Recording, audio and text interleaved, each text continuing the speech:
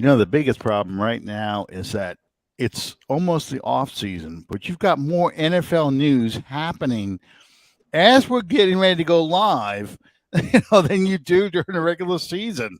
I mean, it's like trying to do a show right before kickoff. Yeah. Yeah. And, uh, welcome everybody to another exciting episode of Under the Dome. I'm your host Alan Ulrich, here with my partners Bob Rose and Sean Williams.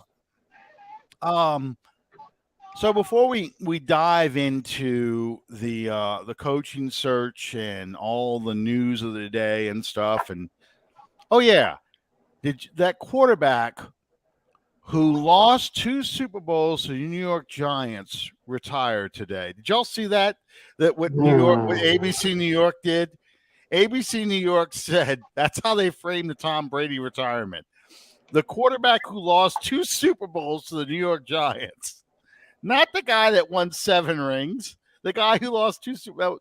That's Sean Payton level petty. I would love to tell him where he could put all 7 of those rings to. I thought it was funny. Adam Schefter this weekend comes out with the news right before all the games, and Brady. Oh no, I'm not. I haven't decided yet. But I'm just like when Chef, if it would have been Ian Rappaport or Jason Lockefor, one of those clowns, I'd have said, yeah, they probably don't have anything to it. But Adam doesn't. He values his job way too much as an insider. He gets good news. He gets good sources. So I just thought is solid. Yeah, I just thought it was funny that the Bucks didn't even know. Brady hadn't told them yet, and they're One of the guys that I work with back here, he said, "We're back to the glory days of the NFC South, where we all suck." No, I tell you, you've got right now. If they had to play a game today, you have Taysom Hill, who's injured, Matt Ryan, Sam Darnold, and Kyle Trask. Those are your 4 quarterbacks, your starting quarterbacks. Mm-hmm. So, yeah, it's wide open. It really is. And we don't know if Matt Ryan's even coming back. I think he is coming back, but I don't. I think they're going to move on from him. I really do. They'd have to renegotiate his contract or get somebody to take some of his money because they're going to take a pretty big cap hit. Yeah, and the Saints Twitter is having a lot of fun with the Buck fans, because of that. Because the Buck fans were trying to start something with us, and it's like the Tampa Bay Brady Near fans are. Yes, and they didn't learn that lesson from Eli Apple. Eli Apple started something, and the best one I saw was Eli is the worst corner since Chef and Dowman Road. The corner is Chef and Dowman Road, which is prostitution, crime. There's a porn shop right there. I mean, it's a horrible. Excuse me. I'm sorry. This is the joy of getting COVID. You have a cough that lingers for weeks after you were well. So, yeah. Blake Bortles about to run this division. Oh my dear God, that I almost had a hemorrhage. I jokingly said, I would like to see Drew Brees come back for one more season just to get all his records back, and then retire. Just to be petty like that, because that's just how we roll. Especially in division. But so, ding dong, the witch is dead. The wicked witch of the NFC South and the AFC East is dead. We've talked 1,000 times about Brady and all his accomplishments, and the 1.5 year rental the Bucks got out of him to get their Super Bowl and pretend like they're relevant for a while. But outside of that news this weekend, what did y'all think of the championship games, Bob? Yeah, man. Once we got outside of the wild card round, I should have actually placed money. because I missed 2 predictions in the wild card round, and I had every single divisional game right, and I had both championship games right. Now that I'm done patting myself on the back, I will say this: the championship games did not, although they ended how I thought they would, they didn't transpire in the way that I thought they would. For Cincinnati to win, I thought that they would have to stay in the game early and let the Chiefs choke down the stretch, which not only Andy Reid teams do, but Kansas City historically does, even at home. Instead, the Bengals fell behind and really showed me a lot, of toughness in clawing their way back. And then on the flip side, I figured the Rams would best chance to win would be get a jump out on the 49ers and just hold on, unlike what they did in that last regular season game. And instead, the 49ers just trucked them for the first 2.5, 3 quarters. San Francisco's nail in the coffin was that they weren't able to finish drives that let LA stay in the game. And the soft LA Lambs, as I've been calling them for the last 6 or 8 weeks, they showed a little bit of intestinal fortitude through the fourth quarter. I was shocked, and Sean, I'm gonna ask your thoughts in a minute too. But I was shocked. I thought there was 2 turning points in each game. There was a turning point in each game. The turning point in the Chiefs game, I thought, was at the end of the first half. Absolutely. When they didn't get any points in that final drive before halftime, because I said if they go up 28-10, this game's over, because Cincinnati will not come back from that. And this is going to lead into the conversation we're going to have about Eric Bieniemy in a minute, but I thought Kansas City's play calling in the second half was atrocious. I thought that was some of the worst play calling I had ever seen, especially when Cincinnati was showing they were back in the game. Yep. That entire drive, that was straight out of Jim Haslett's playbook. Patrick Mahomes completely forgot that, if you get outside the pocket, you can throw the ball away. Why are you taking sacks? What are you doing? This is your Pro Bowler. This is your Super Bowl MVP. You acted like you've never played football in your life, and I thought that was terrible. And I thought the turning point in the 49ers game, when it was 3rd and 1 at midfield, and they could not pick it up. They ran 2 tries. They ran a fullback dive play, which didn't work very well. It was like a dive, but also a trap.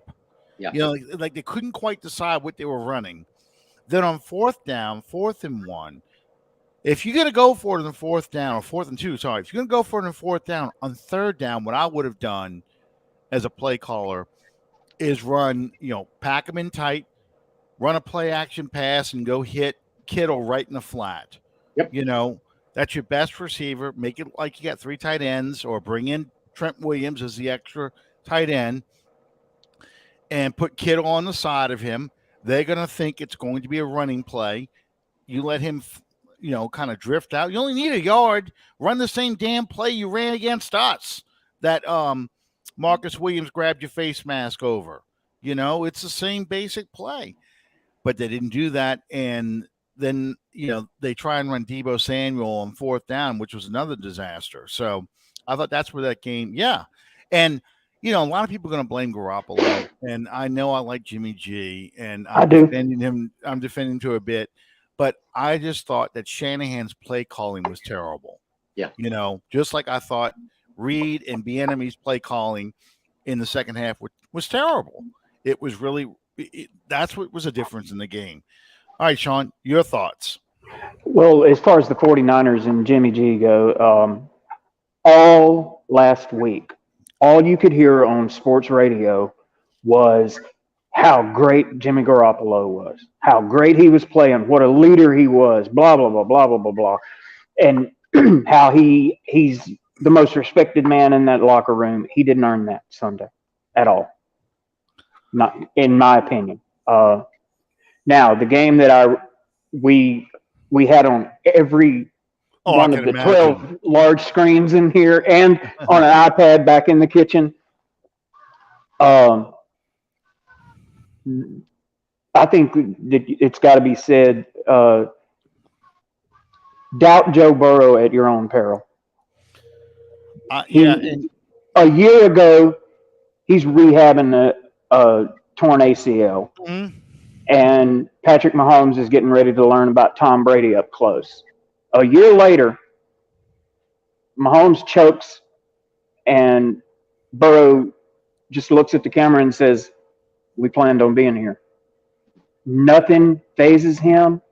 He keeps his cool in all situations. I haven't seen anybody perform to the level that Burrow is performing at since Joe Montana.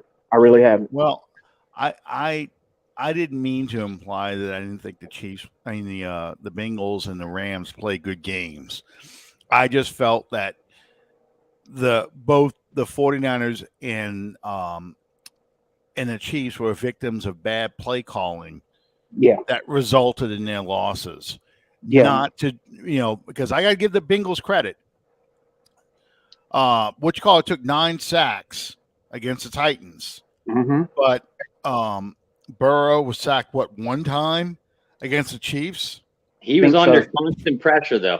Yeah, he was under a lot of pressure. But, the Bengals figured out some protection. So those who are sitting there going, yeah, well, he's going to have to face Aaron Donald and Von Miller and all these guys. The Bengals are going to figure out what they need to do. Absolutely. And they're going to give the Rams all they can handle, and I would not be surprised at all to see the Bengals win it all. I mean, I hope that they do. I really do. I really expect it. On principle, I cannot pick the Rams. Yeah. And the Rams. I just felt that the Rams, the 49ers let them hang around instead of putting them away early. And once again, there was a lot of scarlet in that stadium. Yeah. And there was times where, it sounded like it was Levi Stadium more than it did SoFi. But, the Rams showed me something, at least, that they can deal with. Are they the home team or are they the road team in the Super Bowl? They're the road team. The Bengals are designated home team. Okay, so they're going to wear those god awful, ugly white jerseys with the with the real superstore patch on it. It says the Los Angeles Rams. Like we don't know who the hell they are, But we're sponsored by ourselves, or it's like the name tag. Hello, my name is. I'm telling you, those Rams jerseys and logo and everything and the saying "whose house, our house," it's like an intern for a PR firm. The worst intern, the guy who's smoking pot all day long, is the guy who got the job of designing the logo, the uniforms, and the slogan. Because the owner is just terrible. What? The owner's punk grandkid. Exactly. The guy, the loser of the family. I'll give him that job. Give him something to do. Make him feel important for a little while. Yeah. Give him something to do so he stays the hell away from us. Yeah, that's right. Yeah, what they did to G.W. Bush, the second one. Yeah, exactly. Yeah. Excuse me. So it's just it's terrible. It really is. No game obviously will top the Chiefs-Bills game, I think, this postseason, unless the Super Bowl gets to an overtime period. It's funny when the Bengals and the Chiefs went to overtime, every last week, because the Bills lost, we're like, oh, we need to change the overtime rules. So you need to have each team have a possession. The defense stopped them. Defense picked them off. Ex-Saint Von Bell picked them off. You're welcome. So this is what you're supposed to do in these situations. Exactly. And I had said I don't believe in the whole. Well, first off, you can't do college football because the scores would be basketball scores, and we playing in 12 and 13 overtimes. The NFL is just too good. But secondly, I said if you're going to if you're going to try and reform overtime, then let them play for a full 15 minutes of overtime. Then, if you're not going to do Yes. sudden death, you let them play 15 minutes of overtime. If after 15 minutes of overtime it's still tied, you play another 15 minutes until somebody passes out. It's like Rodney Dangerfield back to school. Bring a pitcher every 5 minutes until somebody passes out, then bring one every 10. That's what you basically do. Because what's to say, okay, so in this case, a turnover basically doomed them. So Cincinnati had the ball in great field position. They were able to kick a field goal and win the game. So, yeah, they technically got their 2 possessions. But 15-minute overtime, you actually have to keep playing the game you have been playing for the first 4 quarters. That, in my mind, at least. So, yeah, it's just. The only time people bitch about the overtime rules is when some preeminent superstar gets beat. Or the team they like loses. Yeah. They bitched about it with the Saints, back in 2009. Yeah.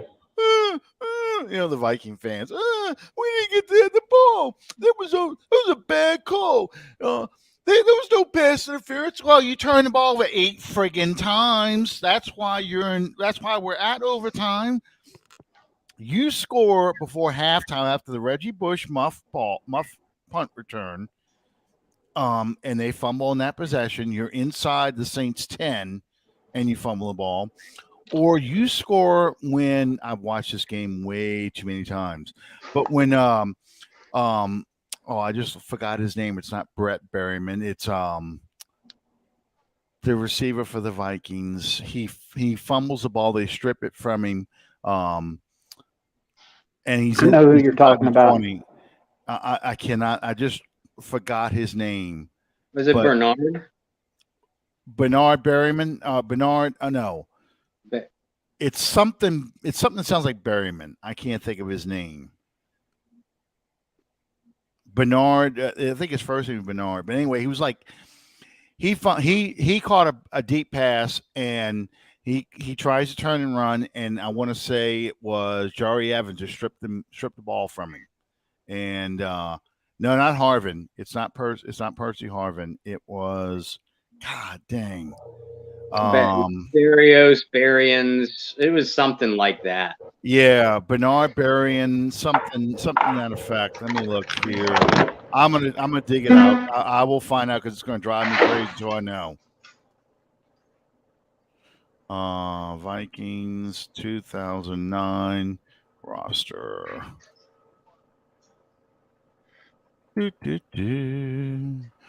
But yeah, he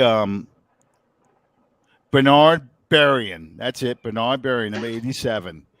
He fumbles inside the Saints 20 after a deep pass. And the Saints, they don't do anything with the ball, but another turnover and yet another reason why they don't score. One of the 8 turnovers they have. And granted, they recovered some of their own, but you kept putting the ball on the ground that killed drives. So anyway, but yeah, that's the Vikings. They'll be one. I'm in a 70s football group, NFL 70-79. They still bitch about the Hail Mary.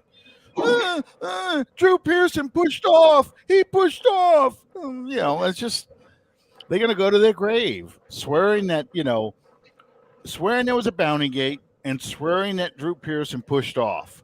How about not getting your ass blasted every time you went to the Super Bowl? Let's go ahead and go dig out Willie Brown again, picking off Fran Tarkenton. What did Jim? I love Jim Marshall. I think he belongs in the NFL Hall of Fame. But Jim Marshall had 0 stats. 0 in Super Bowl 11. Yeah, no tackles, no pressures. It was like they had 10 guys out there. Yeah, because Art Shell and Gene Upshaw erased him from the game. So Oh yeah, let's have Larry Zonker skull drag you again in Super Bowl 8. There's a good one. Hmm. So, um, yeah, Yeah. they did change overtime because what the Saints did, because the Vikings whined so much. Exactly. Yep. That now you can't win with a field goal. You have to win with a touchdown. So And I won't lie, I was extremely angry when they did modify that rule. But in recent years, especially, and field goal kickers are so good right now, unless you're the 2021 Saints, um, that I do think that it was a good modification that it required the team that got the ball first, because all you need is a decent kick return and a penalty if you're Patrick Mahomes, Tom Brady, or Aaron Rodgers, and you're in field well, goal position. So I do like the fact that the first team that has the ball has to score a touchdown if the game were to end. But then after that, to go to true sudden death again, as I will say over, and I don't care if I do sound like an old guy, screaming, "Get off of my lawn." You have a defense, so you have a chance to win. yeah, absolutely. And the thing that people kind of overlooked, Buffalo had, I know it was number one defense in the AFC. I thought In it all was categories. I thought it was number one defense in the NFL. I believe Yes. so. Yeah. So, if you expect any defense to make a stop, that defense needed to make a stop. And the fact is they couldn't. They Yep. called, you can blame the coaching. I will blame the coaching staff. I thought they didn't play that defense well at all. They played a prevent defense like they needed a touchdown to win, but they were giving up huge chunks of yards instead of trying to, double up Hill and double up Kelsey, take those guys away and rush four and use your four to try and get pressure on Mahomes, so he has to do the checkdowns. Also, something that I What believe the Bengals did.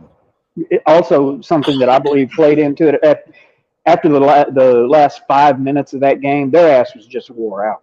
Oh yeah, Yeah. no, that was true too. I mean, I just I do, because I don't hold anything against the Buffalo Bills, but I did enjoy the fact that Stephon Diggs was sitting on the sideline going, we had 13 seconds left and we had this game won. And I was like, yeah, how does it feel? How does that feel? 10 seconds away, you think you got the game won. Yeah. They could have squibbed the kickoff. I have a feeling, because they were worried about the field goal, they wanted to make sure they had to kick. They had to go travel 45 yards, I think, to get in field goal range. Yeah. If you squib it and say an up back picks it up at the 35, it makes it a lot shorter field, because he's not going to run with it. He knows to go down and give himself up. And yeah, you might burn off 4 seconds and give 8 seconds up. They had 3 timeouts. So that leaves so much of the field open, and not I know it was like 15 minutes of real time, but within in the last 2 minutes of the game, they had already seen Cheetah run right through their defense on a crossing route like it was nothing. No one could touch him. They could have played touch football and not touched him. Not downed him. So I can understand the thinking. You don't know what to do. And I thought, that kind of played into it too. They just did not handle that situation well at all. No. Okay, so we're going to talk a lot more about the Super Bowl, obviously next week, because this is the dead week, and then the hype starts next week. But I don't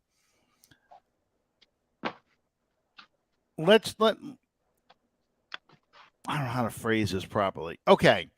So there's the NFL has kind of, they allow interviews, but at the same time, teams are kind of respecting the championship teams and the Super Bowl participant teams, not to go and ask for their assistance while they're trying to prepare for a game. Do you think that hurts or helps these guys get jobs? I don't think that it really affects it one way or the other. You're talking about a period of what, 2 weeks, 3 weeks? Mm-hmm. Uh, that's really nothing in the great scheme of things to me. How about you, Bob? I kind of lean towards what Sean just said. If anything, it hurts these candidates. Yeah. Like especially the two coordinators for the Rams, O'Connell, the offensive coordinator, and Raheem Morris, the defensive coordinator. Mm-hmm. What I think they should do, the league should do, is if because O'Connell's had a couple interviews already. I think Morris might have had one or two also. Mm-hmm. They should let these guys have the opportunity for second interviews because it's going to be would be a shorter, more intensive interview, not necessarily take them away from their team planning, and let a prospective hiring team come to them, whether it's in Los Angeles. Well, the Super Bowl's in Los Angeles, so it'd be in Los Angeles either way. Yeah. But if you haven't already been interviewed by a team, then this 2 week period, you leave them alone. At that point, you should not be you should be prohibited to contact them. Instead, the league has some kind of modified interview policy, similar to what they did in Wild Card Week, where you can conduct Zoom interviews. Well, that's still taken away from the candidates' preparation, not only for the upcoming Super Bowl, but really their preparation for an interview as well. Mm-hmm. So it's splitting them. And like Sean said, I don't think it makes that big a difference in most cases. But if it does, I would lean more towards it hurts the candidate. That's kind of where I was going with this question. I probably didn't phrase it very well. Back in the old days, but really back in the days when it was just a 14-game season, the playoffs took place in December, and the Super Bowl was in January. And it was like, my parents got married on January 14th. Well, Super Bowl one was played the next day, January 15th, 1967. It was over with by January 15th. January 15th now, that's wild card weekend. Yeah. And I think because the way this calendar rolls around now, you got Senior Bowl that's coming up, the Combine. You got to get ready for the draft for these teams that, including the Saints now, these teams that have to go find a coach. And if you want to interview an Eric Bieniemy, or if you want to interview some of the coordinator for the Bengals or the coordinator for the Rams, either offense or defense, either one, you're waiting until February really to get an opportunity. This might be the best opportunity to interview those guys. But you're waiting until this late in the calendar year to get your coach into place, and he's got to assemble a staff. Mm-hmm. And Senior Bowl traditionally used to be the job fair, the unofficial job fair. It's a job fair for the players, but it's an unofficial job fair for assistant coaches. They're all out there looking for jobs and things like that. You got to assemble a staff. So it just, the longer this season goes and the more compressed, I guess, the off season becomes, because the draft is now, late April, early May. I think it makes it just that much harder for guys who are really successful teams to get that opportunity to become a head coach, at another team. Mm-hmm. Well, I think it's important to recognize that more than any time ever before in history, the NFL has actually become a year-round thing now. Oh, yeah. Oh, absolutely. Absolutely. The only dead period, honestly, in the league calendar is from about June 1st, June 2nd to the middle of July. It's about 6 weeks. That's when dead even then you have a mini camp and an optional training session as well. So that dead period really isn't even a dead period. Yeah, and all these new coaches, including when the Saints, and that's where I'm going with next. But even the Saints will have 3 mini camps or three camps. You get the new coach gets to have his first mini camp with the veteran players and stuff like that. They get the rookie camp. Then you have your official entire team together, mini camp. Then the OTAs and all the other things like that. It's just there's a lot. So whoever the Saints hire, and that's where we're going to go next. Whoever the Saints hire, they're going to have to scramble to get their staff together, get ready to go. And the Saints are the lucky ones. The Saints are the ones who they have a GM and a scouting department, and all the front office stuff is going to pretty much stay the same regardless who gets hired. And that's why if I had a favorite right now in the clubhouse, that would be Dennis Allen, just to take over, because you can pretty much keep most of that staff together. Yeah. And I agree completely. Fill in a couple of slots, and you're caught right back up compared to a team like the Dolphins or the Giants, who just hired someone, the Texans, who haven't hired anybody yet, where they've got to put together an entire coaching staff and get ready for the draft in no time. Yeah, we could be talking about the 2000 Saints, where they cleaned house. Tom Benson fired everybody, and yeah, that really puts you behind.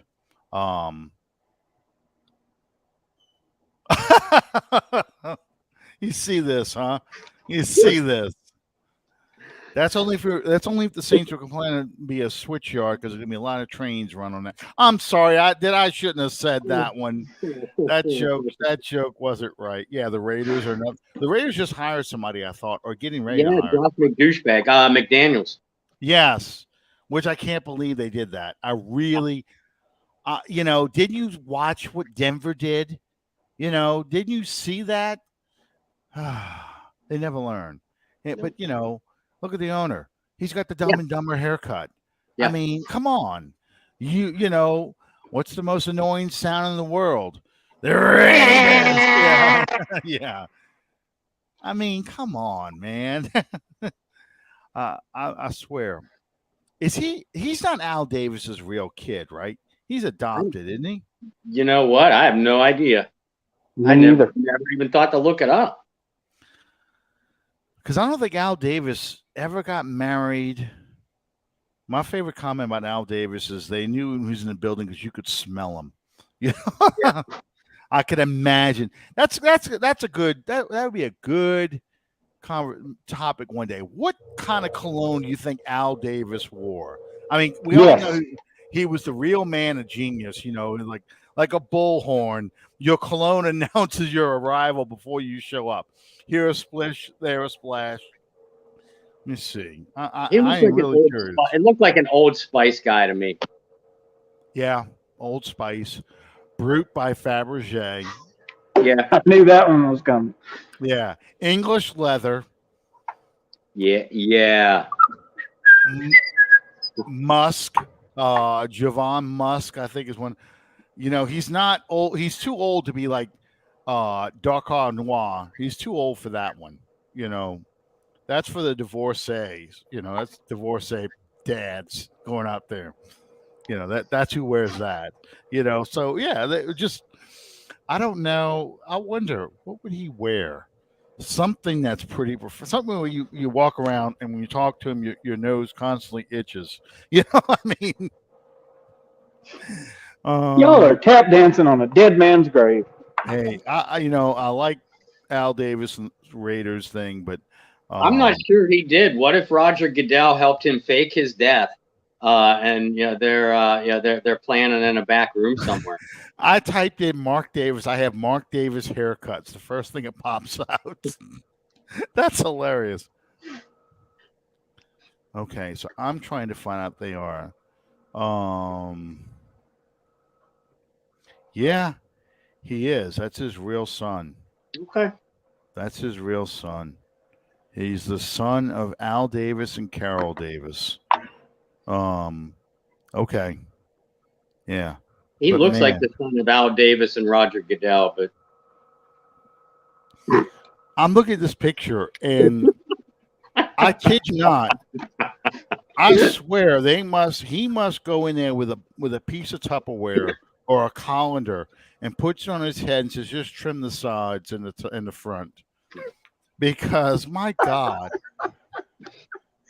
Sean's laughing at what you're ignoring. I mean, what the hell?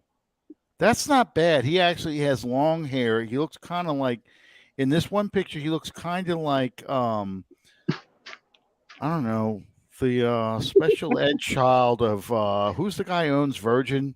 I don't know. I'm still saying Photoshop the hair off and superimpose his face onto Roger Goodell. I think I'm onto something.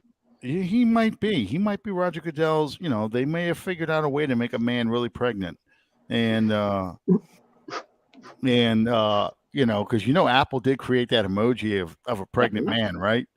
Okay, Apple created that emoji of pregnant man, which to me looks like the guy who just finished off the steak and beer meal. He's like rubbing the belly, like, yeah, buddy. I mean, I don't think pregnant man. I think like my grandfather. I mean, so this somebody asked me not too long ago. Said, go ahead.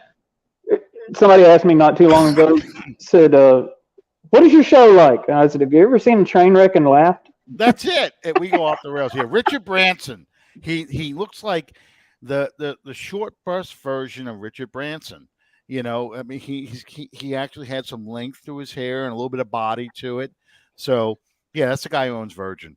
But so so from now, for the rest of the night, it's Richard Branson impregnator Roger Goodell.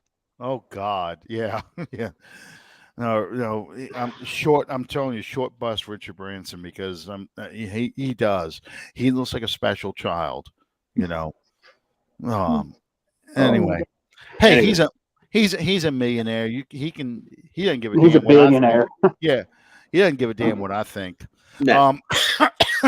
So let's talk about the Saints coaching search. And I've noticed we've dropped viewers since I've been talking about this, but Saints coaching search here. So we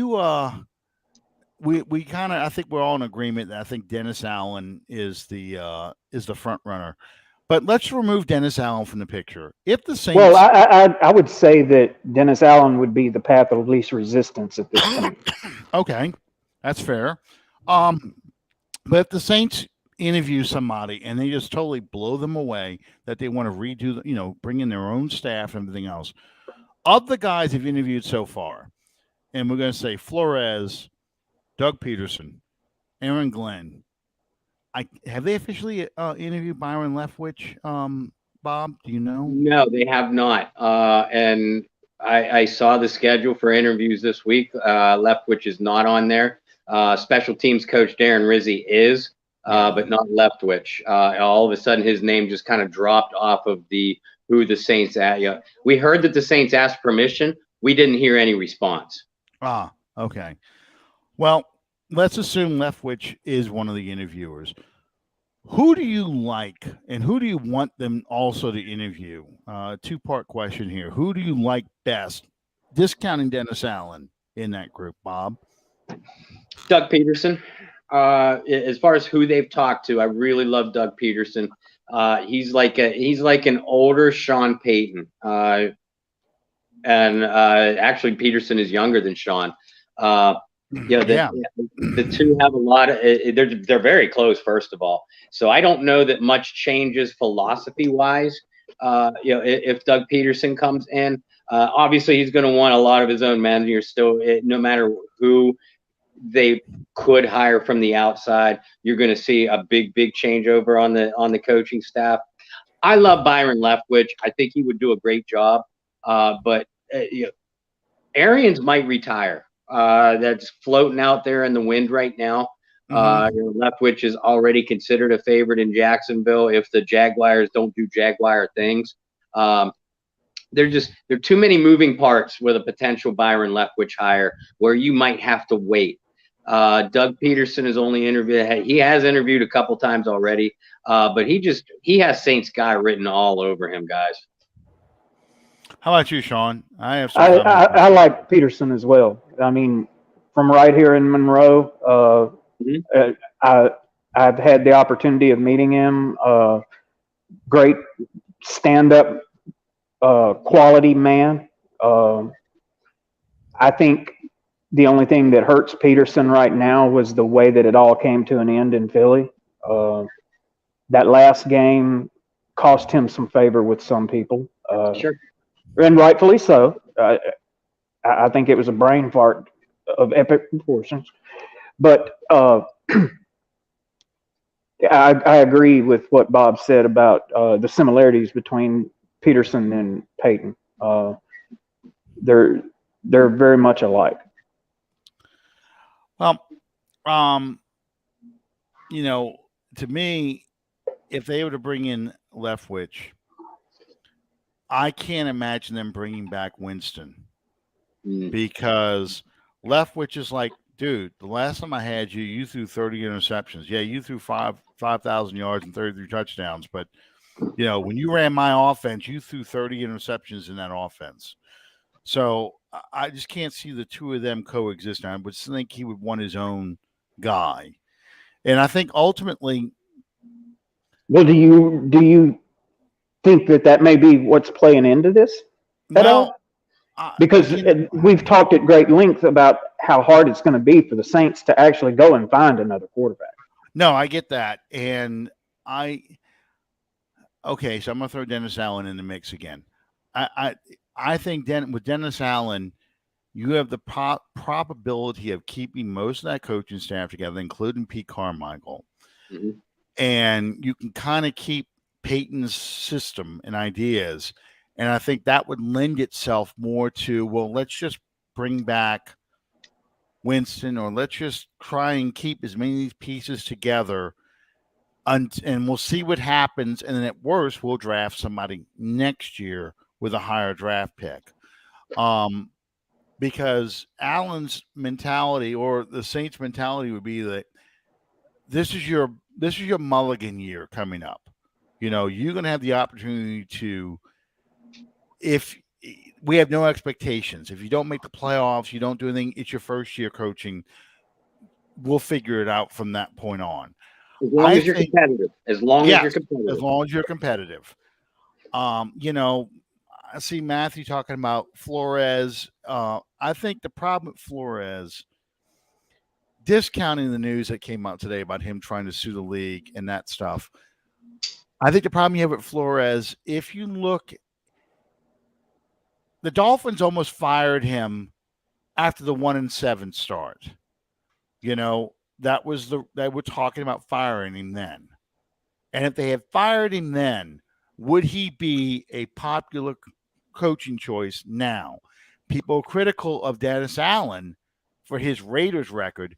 And as you know, the Raiders, the last years of Al Davis's life, were a disaster. No one could have succeeded. If you read Sean Payton's book, Sean went for an interview with Al Davis. And they sat there and talked football. He says, well, you want some dinner? Now, the Saints take their coaching prospects out to, they take them out to Drago's. They take them out to Emeralds. They take them out to Commander's Palace, something that is very New Orleans. Al Davis orders cheeseburgers to get delivered. This is before DoorDash and Waiter and all these other apps, and Sean said it was surreal. They're eating cheeseburgers. This is you're trying to sway me to become a coach. And when he went back to talk to Parcells says, and now you know what's going on with that organization. And now you learned what it's like to be interviewed by a bad organization. So I don't hold what happened to Dennis Allen with the Raiders against him, because that organization was a disaster. Al Davis clearly was at a point in his life, he was no longer the Al Davis of the 70s and the 80s. This was not Coach Davis. This was an old man who was trying to relive glory days, drafting receivers, thinking of the next Cliff Branch, looking at bust quarterbacks, thinking, you're going to be able to rescue another Jim Plunkett, that kind of stuff. Just living in the past the way he was. Um, so I guess my fear would be if you bring in a new coach, um, the coach that you bring in is going to bring in his own staff and probably have his own outlook on the players. And Sure. even though Loomis and Ireland and Hartley and a lot of those guys in the front office and the scouts are all going to stay the same, they're going to make some other decisions about these players that maybe that isn't going to be very popular with the fans. You know, um, the Saints like to kick the can down the road and try and keep as much of that core together. He may decide to blow up that locker room, and we're going to go ahead and get rid of Cam Jordan. We'll go ahead and we'll take the $9 million cap hit and trade Alvin Kamara because I'm taking a mulligan year. I want to get picks. And I think that would really Suck. Well, it would suck, but yeah, it would really hurt the fan base and the culture that Sean Payton worked so hard to cultivate. So um, I don't know. I'm very nervous. And my problem with Doug Peterson is that Doug Peterson had 2 knocks on him against Philadelphia. One was his clock management. Oh yeah. And the second one was his relationship with the players.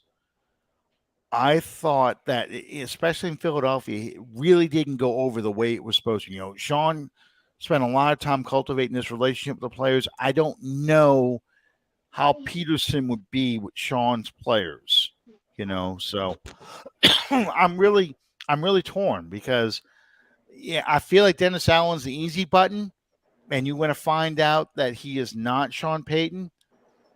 And you have the Phil Bankston, Ray Hanley possible effect with the team.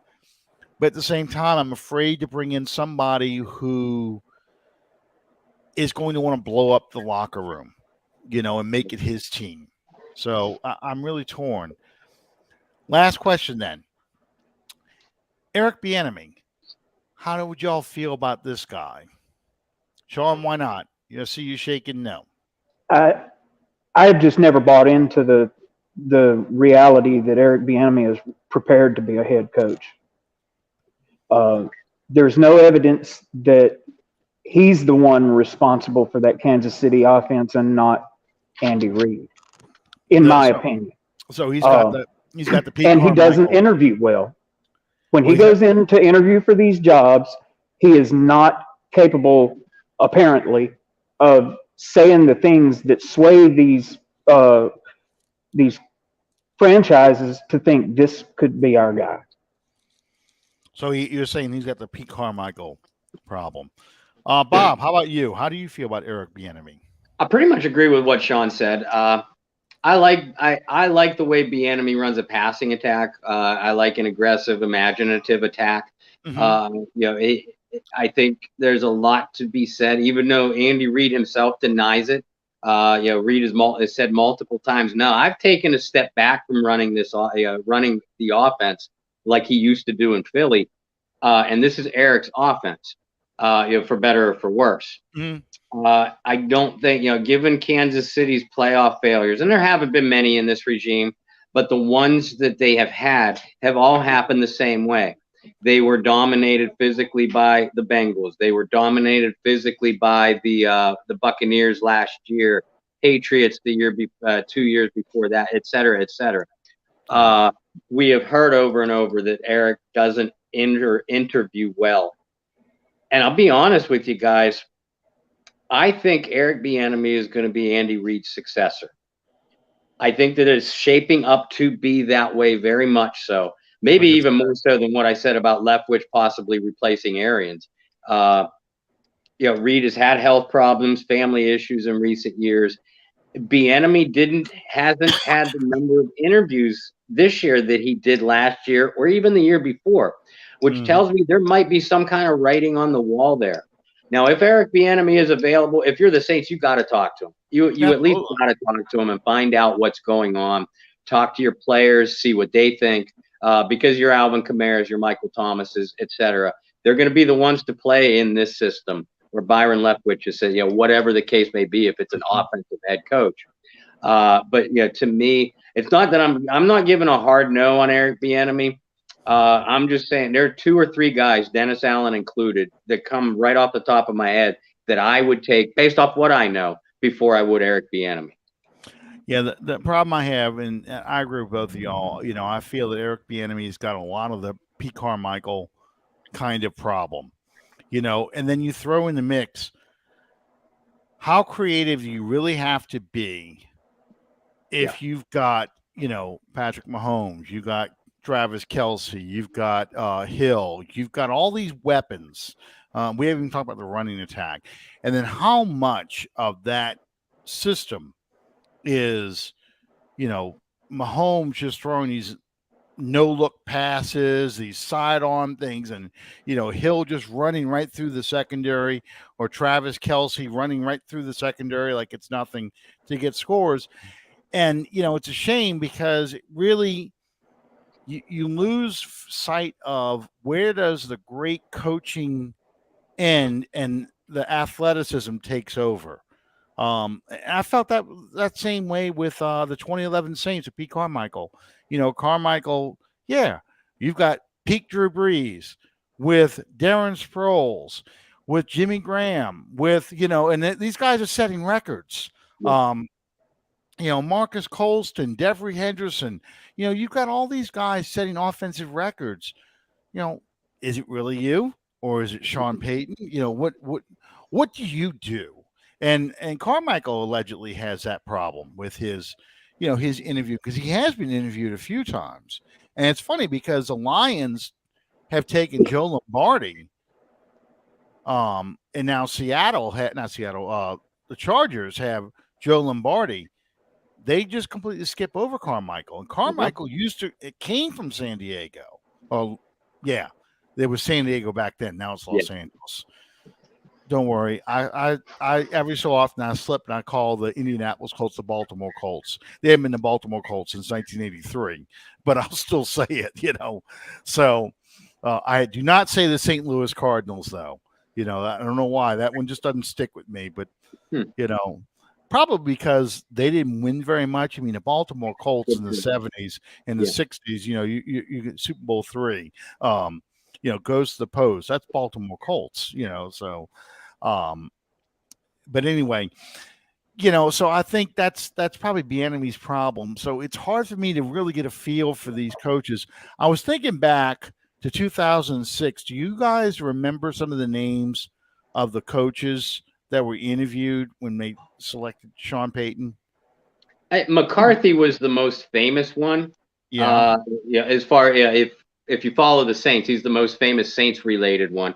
And I know there was a lot of talk at the time that the Saints were looking to bring in a head coach with experience, which surprised a lot that they went. A lot of people that they went with Sean Payton. That's all I remember.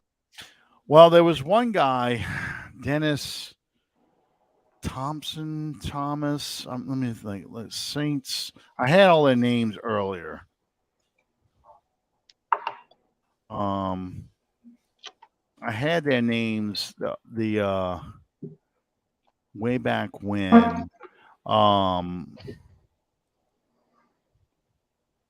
Let's see. But Sean Payton did not. Donnie Henderson. That's who it was. These are the names of the people they were interviewing: Donnie Henderson, Maurice Cawthorn, Mike Sherman. Let's see, Mike McCarthy, and Mike McCarthy got the Green Bay job because that's what Payton was gunning for. In fact, Payton tells the story. He had his phone in his lap the whole time Mickey is interviewing him, and he kept checking his phone to see if he was getting a phone call from Green Bay. Yeah. So that's kind of his mind, where his mind was, and he was thinking about, as he's listening to this, going, this is a great organization to work for, but I'm really looking to see if I get this Green Bay job, And the funny part about it was kind of the same thing that Jimmy Graham did. Yeah. The funny thing about this was what was Sean Payton known for back then? He was known for the guy who had his play calling duty stripped away from him under Jim Fossil in the 2000 Giants. And the Giants go on to the Super Bowl and they get blasted by the Ravens. But still, that was probably his most famous thing, because when he went to Dallas to coach under Parcells, nobody knew who he was. So I didn't know who he was when we hired him. That's the only thing I knew about Sean Payton. When we interviewed him, I said, that's the guy who got his play calling duty stripped away from him, because Jim Fossil made the big deal about the press conference, how I'm putting all the chips in, I'm taking over, I'm going to make all the play calls, that kind of thing. Yeah, we're going to get more into that, Calvin, you can't afford to get rid of him. It's going to cost you $22 million to get rid of Thomas. You have to hope he comes back at an elite level, and he is coming back. I mean, there's no getting around it. You're $70 million in the hole already. Thomas is one of the contracts you probably have to restructure just so you get some cap relief. And he's always been willing. He's always been willing. Yeah, that's just something you have to deal with him. You're stuck. You paid him because you can get some relief out of Ramczyk. You can get some relief out of Lattimore. But, as long as the guy's on your right, trading him now pushes all that money that you've already restructured into this year's cap. So you're kind of stuck. And Thomas knows it. So, and you want him to come back at a high level, because if you do want to trade him next year, his value be worth more than it is now, where he hasn't played in a year and a half, So I don't know. I mean, you can go get a number one receiver and move him to 2 or 3 and kind of phase him out the offense, but it's going to be hard. And then again, if depending on the coach may want to go draft a quarterback for the first time since 1971 in the first round. And by the way, if they bring in a guy like Bieniemy or Leftwich, or an offensive-minded assistant from outside of the organization, that's when I'm going to believe that the Saints are going to use a number one draft choice on a quarterback. I believe so too. I think, excuse me. I think that's when the Saints will be looking for, if they bring a new guy, especially a Leftwich or a Bieniemy, offensive-minded coach, they are going to bring another quarterback in. I think a lot of people want Flores too, because they kind of want to see if we can get Watson away from the Texans. I think that would be a huge mistake. My problem with Watson is this thing isn't settled. No. Well, not just that, but you've worked so hard to maintain a cohesive locker room. Yes. And he's a cancer at this point. Well, let's assume, for the sake of argument, let's assume that 90% of these allegations are fake. It's just people looking for money, or there's not enough evidence to prosecute, and they have to drop it, and only 1 or 2 are actually legitimate. That's 1 or 2 too many. Oh, yeah. I get you, but I'm thinking about in terms of Ben Roethlisberger, I guess. Does talent trump allegations? Not to me. Not in a million years. You have to, especially at the quarterback position. The quarterback is too important a piece of the puzzle for there to be questions and allegations constantly being stirred up around him. Your team is not going to follow somebody like that. How about you, Bob? Yeah, I'd agree with that, especially if you're looking at the prospect of bringing in, I'm not going to use the word cancer, but I will say with all these allegations, at the very least, it's a black shroud. Mm-hmm. And now you're looking to bring that into your organization. At least with the Roethlisberger situation. Roethlisberger had already been a Pittsburgh Steeler for a few years. he was established in the fans' eyes, in the media eyes, and in that locker room, probably the most important in the locker room and the front office. Established enough where they felt a little bit comfortable to vouch for him, saying, "This is the guy we know. This is a guy we think we know, rather." And even at that, people forget there was a lot of rumors that had the Pittsburgh Steelers shipping Roethlisberger off to the St. Louis Rams for the #1 overall draft choice, which ended up being Sam Bradford. And it didn't happen, right? Imagine revisionist history then. Yeah. And it didn't happen. Because the Rooneys were split on what they wanted to. Half of them were, this isn't the Pittsburgh Steeler way, and so he's got to go. And the other half were, we're going to vouch for him because this is just a dumb kid that made a dumb mistake, bad place, bad time, etc. And obviously, ultimately, they chose to keep Roethlisberger. But again, that was, to use your phrase, Alan and Sean, that was the devil they knew. Yeah. Now you're looking at, if you bring in Deshaun Watson, you're bringing in that black shroud. You're volunteering for that controversy. And that's why I just don't see the New Orleans Saints doing it really under any way, shape, or form. Not in the current situation. I can't see it either. My biggest thing about the Watson situation is it's not settled. And it doesn't like it's going to be settled anytime soon. This is not like Michael Vick, for example. Right. Whereas Michael Vick, the case went through, he went to trial, he went to prison, he got out of prison, you bring him in as a backup / competing for a starting job. There we go. That never happened with Watson. He is still dealing with the allegation portion, and it's been almost a year that this has been going on. So and it was an entire season wiped away. What kind of player are you getting now? That's the other thing. Yeah. What do you, and then if you make the trade for him, regardless of what he costs, you make the trade for him, then the legal process starts, then he gets indicted, then he goes to trial, then he's found guilty, then you got the suspension. Now you lost your whatever draft picks you gave up for him, and you don't have a quarterback at all anymore. That's my biggest problem. The allegations are troubling enough, but it's all the other stuff that comes with it. And that's why the Texans are stuck with him. He's just basic, and I remember last year at the trade deadline, they were talking about how, he's not officially suspended or anything. That any team trades for him, he can play this Sunday.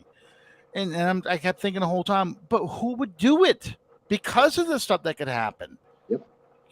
You'll be surprised at how soon all of a sudden, boom, we got to get this thing going because he's leaving the jurisdiction. We might have to, get him back for these trials. It's just they're just not going to deal with it. It's it'd be better if Well, I got news for you, New Orleans. You go down Chef Ventura Highway, it's nothing but Asian massage parlors. I'm sorry. You go down Monroe, nothing but massage parlors with thick black curtains. You think Houston's bad, How do you know what color the curtains are, Alan? Oh, no. You've never noticed that about sketchy massage parlors? They always got the big thick black. They got glass, but the thick black curtains on there, you can't see in there. Where are these? Where are these at?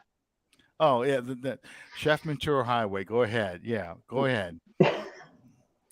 Yeah, if I wouldn't go there. I mean, you got to use your foot for everything to touch the door. It's just you don't want to. You don't want to. There's no way on earth I would do that. No.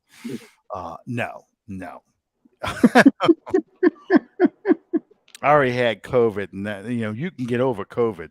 You don't get over the other STDs. Yeah, those ones. That's where stuff starts falling off. That's right. That's like the old Buddy Hackett joke. He says he goes to the doctor. After he had spent some time with a Asian prostitute, and he shows the doctor. He says, "I think there's something wrong with my thing, and he says it's like a rainbow. There's red, green, yellow, blue. He says that's got to come off. And he says, I tried getting it off. I've used soap. I've used everything. He says, no. We got to amputate. You want to cut it off? He's like, well, yeah, that's cancer. It's poison. You're going to die.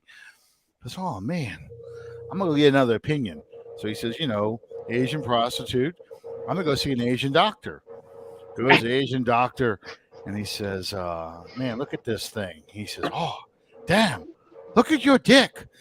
All different colors. He says, yeah. He says, the American doctor says it's got to come off. He says, oh, no, we not remove that. And he says, oh, thank God. He says, yeah, 2-3 days, that's going to fall off by itself.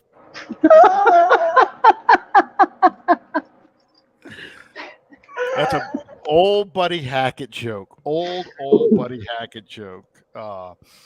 And that was the clean version of it. So, yeah. And John's right. If Watson did come, you'd be surprised how fast Goodell drops the hammer on there. So yeah, that's why I don't want anything to do with him. So we've talked about the coach search, and I think whoever becomes the head coach will end up determining what direction we go to a quarterback. Mm-hmm. I know this is going to be a topic all off season. We might as well bring it up now. If the Saints went with a rookie quarterback, who's your favorite right now, Bob? Because Senior Bowl, I think, is next weekend or this weekend coming up. It's this weekend coming up, actually. Yeah. Our Saints have, I thought it was just 7 scouts and coaches there. John Hendricks, who is at the Senior Bowl and will be providing content for Saints News Network from that angle. He said the Saints have close to 20 people there, scouting and interviewing and coaching. Mm-hmm. But my favorite guy is Matt Corral, Mississippi. Having said that, there's not a quarterback in this draft I would spend the number 18 pick on. But everybody knows that people overdraft, but massively overdraft quarterbacks anyway. But I like Matt Corral first, and Carson Strong out of Nevada. Is my second choice. Yeah. Sean, do you have any? Corral, I watched play a few games this year, and he's good. I don't know if he is the kind of good or the level of good that you build a franchise around, though. Right. Well, and yeah, I get that. And John, to be honest, I don't think that there's even remotely close to a quarterback in the draft this year that you're going to turn into your franchise guy. I don't believe there's a Justin Herbert or a Patrick Mahomes in this draft. No. I do think that if you get the right coaching staff, there's a possibility you can get a Josh Allen out of this draft. Can see that. Somebody you can develop, but he has to go with the right system. The name that keeps coming up over and over and over again is your favorite quarterback, Bob, Kenny Pickett out of Pitt. And I think a lot of people are in love with his athleticism. Mm-hmm. And the other name that keeps coming up is Malik Willis, the Auburn transfer who went over to Liberty. My problem with Willis is, aside from I can just see if the Saints were to draft Willis, how many Arnold pictures there would be up there in the dome. What you talking about, Willis? Coming up over and over and over again. That meme would be the most popular meme out there. But my problem with Malik Willis is he took a step back. If he would have stayed at Auburn, I think he develops more. I get why he left, but going for a quarterback, it's one thing if you're Alvin Kamara going to junior college or a small school, then coming back to Tennessee.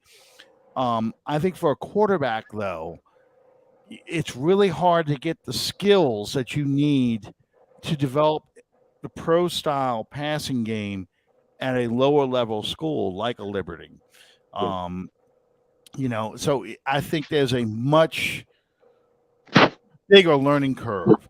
So if you draft a Malik Willis, then you pretty much have to bring in a veteran quarterback, a Tyrod Taylor, or a Ryan Fitzpatrick, one of those career journeymen who always the guy that's there before the rookie takes over. Agreed. To kind of lead him along. He's not ready yet. He won't be ready. He's going to need at least a year of seasoning before he is ready to step forward. Kenny Pickett, I think, is going to be the guy who gets overdrafted. I think that's the guy that someone's going to take. Think he's the next Dan Marino, and is going to take him in the top 10 because they have to have a quarterback in the top 10. Think a slightly more athletic Tim Couch, guys. Yeah. No, I agree with that. But, that's going to be, the last quarterback who came from Pitt that went in the first round is Dan Marino back in 1983. No, he's not Dan Marino. I like Carson Strong a lot. The issue with Carson Strong, I think, aside from some of the injuries he's had, is, again, he's coming from Nevada, a smaller school, not UNLV like Randall Cunningham. He's coming from Nevada, which is even smaller than UNLV. So again, you've got a learning curve. You have to deal with him, and he's more of a traditional drop back passer in the mold of a Drew Bledsoe kind of guy than an Aaron Rodgers kind of drop back passer who has some mobility. So, Strong has great mechanics. Willis has really imposing physical tools. That's the Josh Allen comparison right there. Yeah. Either one of those guys. And probably Matt Corral, too, because Corral really only had one productive year of college football. Any of those guys, you're going to need to bring in a stopgap, like both of you suggested. Ryan Fitzpatrick, Tyrod Taylor, whoever it may be, Marcus Mariota even. You're going to have to do that. And that's why I only think it happens if an offensive-minded head coach comes in from outside of the organization, where he's not given a mulligan per se, but expectations might be lowered or tempered just a little bit. Yeah. And honestly, I believe that the Saints could get away with a rookie quarterback for a little while, coming in, say, if he played his rookie year, play like week 7, week 8, coming in, taking over. Because if the defense remains elite and you can get some running backs and some good receivers and a healthy Michael Thomas, you can kind of treat him like a Mac Jones and, basically be a caretaker for the offense. You're a game manager. You're not expected to take over right away. And that would be helpful. It's a challenge. So a couple questions left. And then we have to go. John asked, do you think the relationship between Goodell and the Saints changes with Payton retiring? Sean, I'll ask you first because I see Bob is chomping at the bit on this one. Not a bit. Why not? Goodell's not going to change because Goodell doesn't have to. Okay.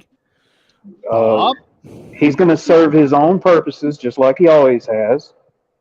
He's going to make money for the NFL, and unfortunately, we come from a region where that's not a priority for him. Okay. Bob, how about you? I'll counter with this. Al Davis impregnator Roger Goodell did have a personal vendetta against Sean Payton. But the main issue, with Al Davis impregnator Roger Goodell is this: New Orleans is not Tom Brady.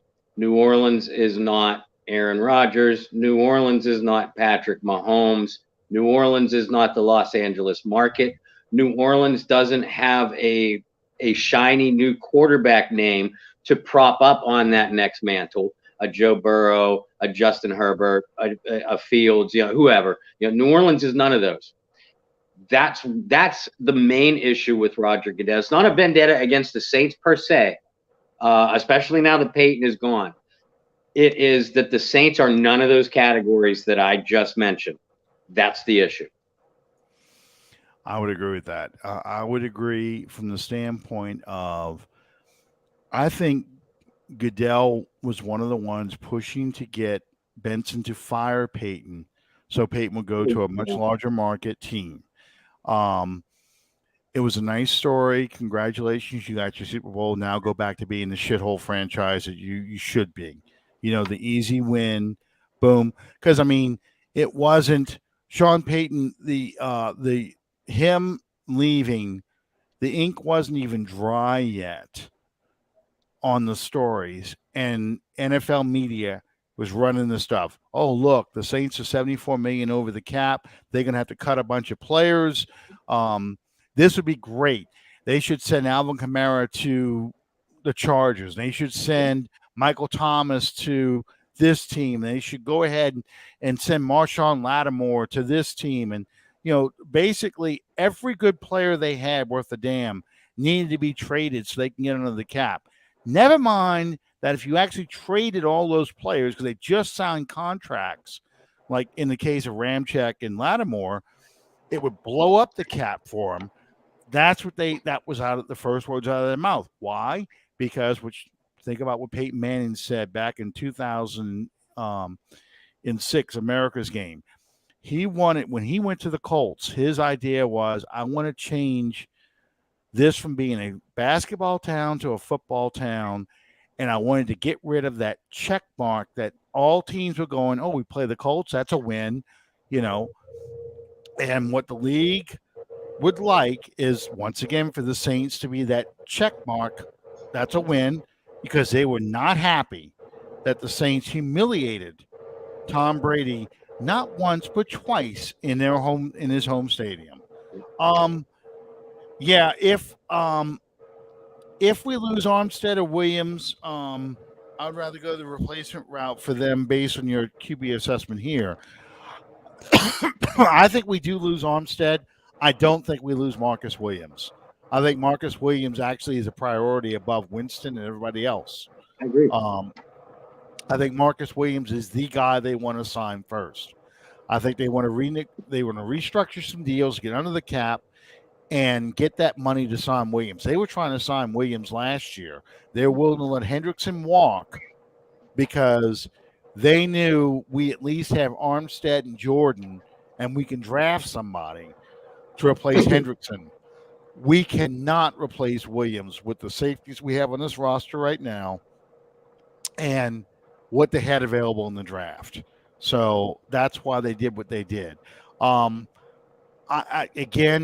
We don't know until they choose a head coach, but I would not be surprised either if they don't do the quarterback route to go ahead and take a left tackle or a right tackle in the first round at 18, to replace Armstead, or you slide Ramczyk over to the left side and replace Ramczyk.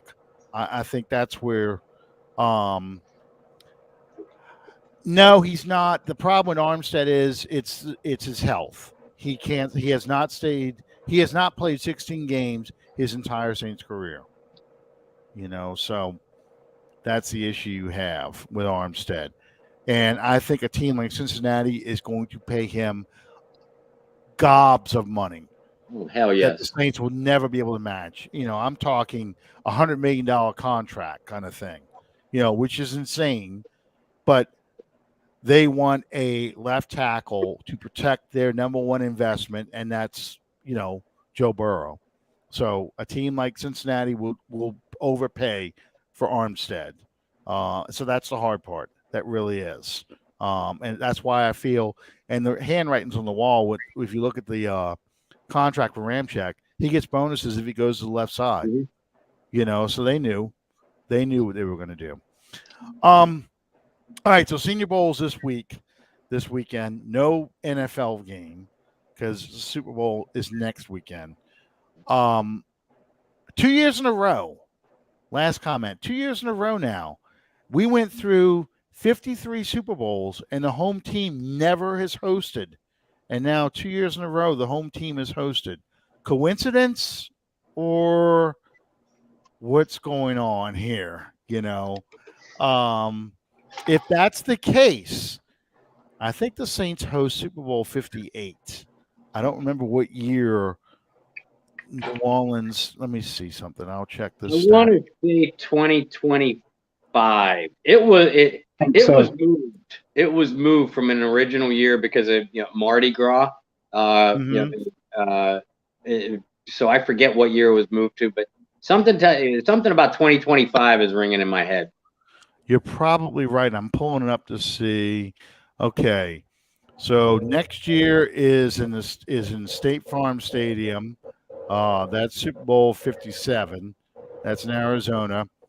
Super Bowl 58. Oh, the Raiders should go to the Super Bowl in Super Bowl 58 because that's in Las Vegas. Yeah, Super Bowl 59. So 50 years to since the last Tulane Stadium Super Bowl. Yeah, Caesar Superdome, New Orleans, Louisiana, 2025. You're correct. So Super Bowl Look at 59. So that's the year so we have 4 years to get back to the Super Bowl. That's the year we'll do it. uh yeah, Vegas won. That'll be a wild Super Bowl. Actually, that would be if the Saints go to that Super Bowl, that would be one I would like to go to. That would be an interesting game. I think that stadium is ugly. It looks like a giant hockey puck, but whatever. You know. Anyway, thank you guys for joining us tonight. Sean, is there any last thoughts that you had that we haven't touched on? I know Bob's ready to go. No, It's 10:30. It is time. let's go Bengals. There Joey we go. V. Well, we're gonna talk all about the Super Bowl next weekend, including the halftime show, which I haven't watched in years. But the halftime show is for all you kids of the '90s. It's your kind of show. Yeah, what year will the dome get that retractable roof? I have no idea. A good hurricane that'll set up the retractable roof. They'll make it that way. Anyway, excuse me. The joys of COVID. It just hangs around for weeks afterwards. Thank you guys for joining us, and we'll see you next time under the dome. Good night, everybody.